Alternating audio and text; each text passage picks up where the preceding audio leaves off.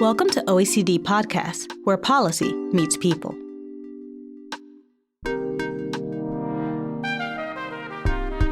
When governments need to find and obtain resources, from office supplies to building infrastructure, the process is more complex than your ordinary shopping trip. How do we know that governments are using good judgment when purchasing items or awarding contracts? Who advises governments on these processes to ensure that they are transparent, efficient, and cost-effective? That's where MAPS, the methodology for assessing of procurement systems, steps in. I'm Allison Davis, and you're listening to OECD Podcasts. We'll be answering all these questions and more. This is the first episode in the series with the MAPS Network. I'm joined today by Diana Viljoen from Global Affairs Canada and member of the MAPS Technical Advisory Group. Thanks for joining me today, Diana. Well, it's an honor to be with you today. So let's jump right in. Can you explain for our listening audience what MAPS is? Well, the MAPS is short for the Methodology for Assessment of Procurement Systems. MAPS is really a diagnostic tool, and it's meant to point out the strengths and weaknesses of the procurement system of any government. So if you're identifying that there's a gap in the system, you would be able to then hopefully come up with a good recommendation on how to improve that. When you say public procurement, you just mean how governments and countries are buying and obtaining their goods and their resources? Precisely. MAPS is a universal standard as well as a globally recognized tool to assess these public procurement systems. We're celebrating the 20th year. It was founded out of the Roundtable for Public Procurement that was started with the OECD and the World Bank. Originally had been thought to be a tool specifically for developing countries. And with the revision process, we've expanded that to include considerations for sustainable development goals and applying it to all countries at any level of development. All governments, a great deal of their budget is spent on procuring goods, services, and works. And it could be anything from a pencil all the way to like a bridge or something like that. So it spans the whole range of what a government might need to buy. And it is especially important when it comes to certain sectors, such as the health sector or education sector. Some governments might spend up to 30% of their budgets on health sector, for example, and a great deal of that would be procurement activities. And so you can see how it would be an important consideration to make sure those public procurement systems are as strong as possible. So that actually leads into my next question. Why is it so important to have something like MAPS? Well, the original idea for MAPS was to assess the procurement systems of national governments of developing countries, with the idea that if you make improvements to the government's procurement system, which involves so much of their public expenditures, that you could increase and create more fiscal space. So if you create a little bit of efficiency so that goods can be procured for less money or can be done more efficiently, that means that the government spending the money, if they say they're going to build the road exists, for example, or that school children are housed in appropriate buildings and have access to clean water and that kind of thing. So it's really about building trust. The essence of MAPS is it's a trust building system. If the government is willing to be assessed and to take the recommendations and to apply them, there's a win all around. So MAPS is not really just about being cost effective and helping the governments with their fiscal bottom line. I mean, there's also the question of corruption. But in a previous conversation that we had, you said you don't really like to use the word corruption when it comes to MAPS. It's not an anti-corruption tool. Can you explain? Well, MAPS didn't set out to be an anti-corruption tool, but there are anti-corruption considerations within any procurement system. This could be behavior that is not being transparent about what its requirements are, or to favorize one supplier over another. If there's collusion on the part of suppliers where they get together and decide, oh, well, you get this one, I'll get the next one kind of thing. There's multi-dimensions, and usually there's some kind of anti-corruption law. And then they might have other regulations where you are able to put in place that you make sure that law is being followed, and as well as bodies that make sure that happens. So anti-corruption measures are considered within the criteria of the tool, but in and of itself, it's not an anti-corruption tool. But We have an entire pillar that's dedicated to the accountability, integrity, and transparency features of an ideal public procurement system. How does MAPS work? What is the methodology? Well, the methodology itself is based upon 4 pillars, and these were developed 20 years ago. So there's the legislative framework is the first pillar, and that includes all legislation and regulations and policies that are put in place. And that would extend to how a government is setting out the rules of how they would procure something, everything from what's covered by the law. Is it mandatory to have model templates so people know that there's a standardized way of purchasing? It would also relate to who's eligible to be participating in a bidding opportunity, that kind of thing. So that's the first pillar, is really about the legislative framework. And what is the second pillar, and what aspect does it cover? The second is about the institutional framework and management capacity. So it looks at those institutions that are part of the broader public procurement system and how it fits together with the rest of government. Then it looks at those procuring entities. So people that are doing the buying, do they know what they're doing? Do they have a level of professionalization? Are there opportunities to obtain a degree, for example? Are there training opportunities made available that reflect international best practices? And are there opportunities for the system to improve? If there's no encouragement or no incentive for somebody to become a procurement officer, for example, you're going to have a difficult time without any people that are trained.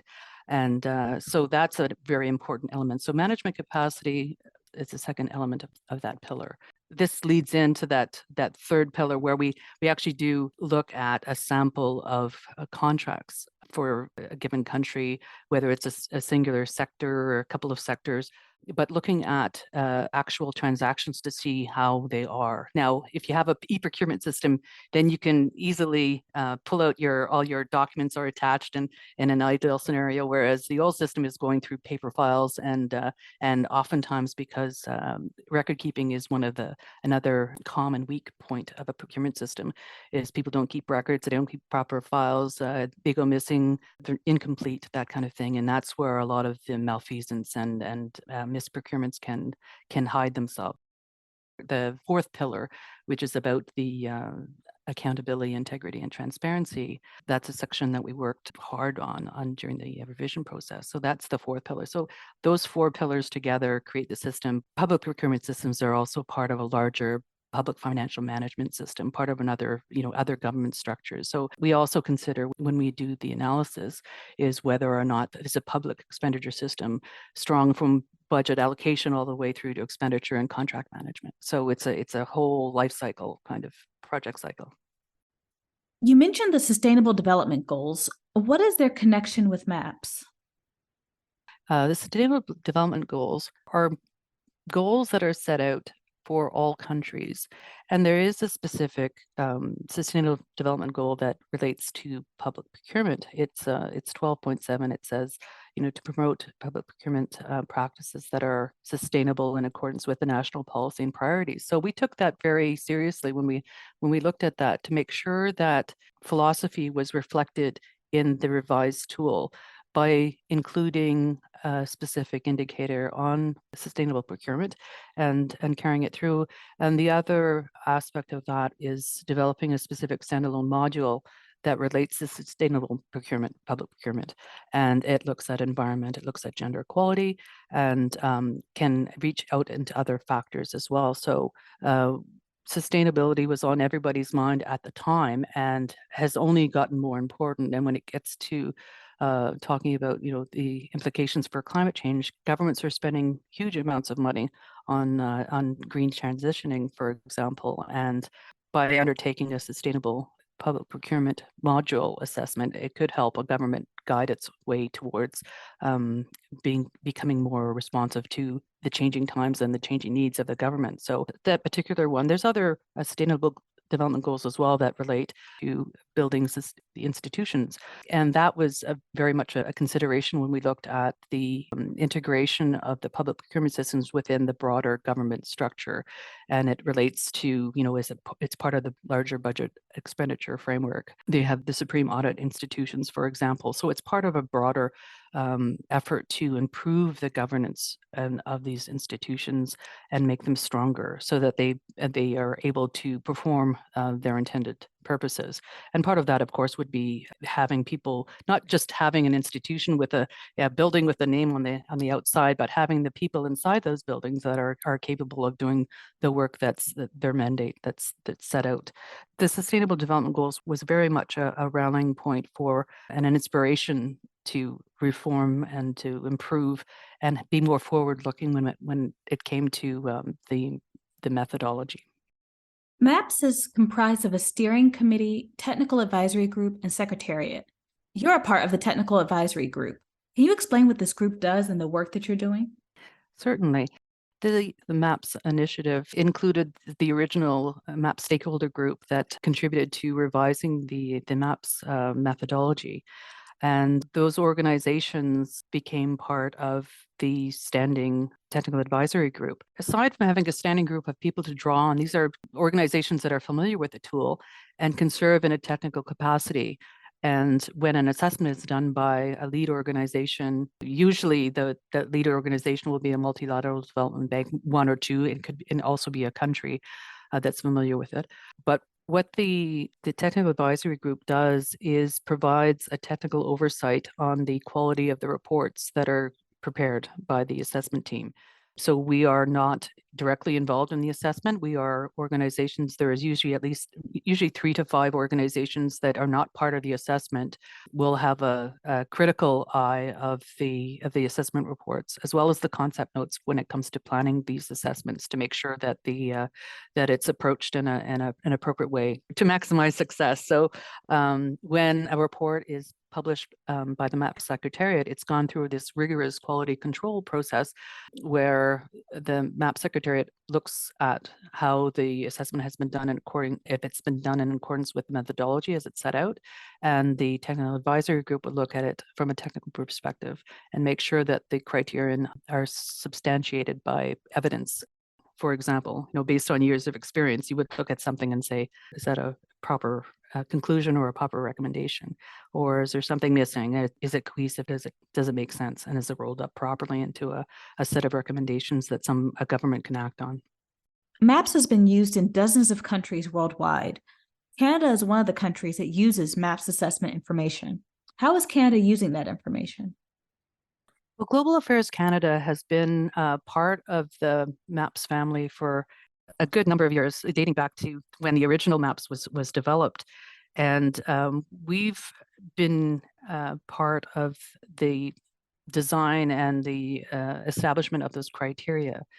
So when a report is published, for example, we're able to refer to that report to inform ourselves about the strengths and weaknesses and the features of a procurement system where we might be investing in a particular sector or in a particular project, for example. Part of this MAP stakeholder group, we were able to participate in developing the criteria and making sure that the evidence-based approach and the rules-based approach is something that we would aspire to in our own right. So if it's impractical for an individual donor to go out and do an assessment with these countries, it's just not it's not practical, and it's not it uses up a lot of the recipient government's resources to be asked the same question repetitively by different donors. So part of the reason MAPS came into being was to have this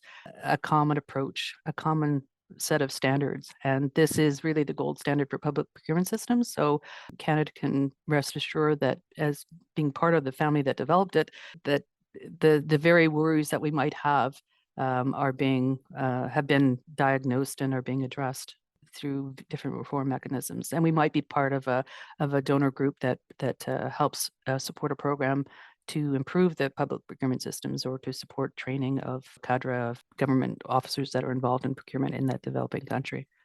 we're all trying to establish what the rules should be based on many years of experience, and to then be able to look over and say, oh, what was the African Development Bank or the Inter-American Development Bank or the World Bank or Asian Development Bank or a particular country that's undertaken an assessment, and know that we're all on the same page, that we've all looked at it through the same light and through the same aspirational criteria that we helped establish.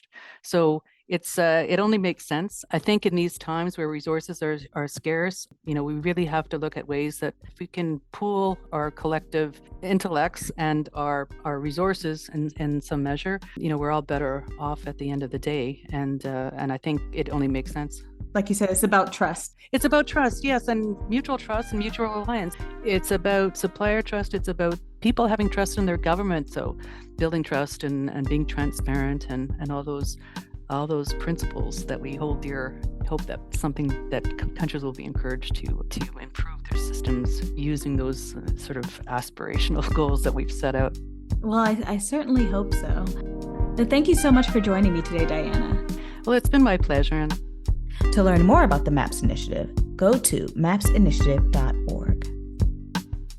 To listen to other OECD podcasts, find us on iTunes, Spotify, Google Podcasts, and SoundCloud.com/OECD.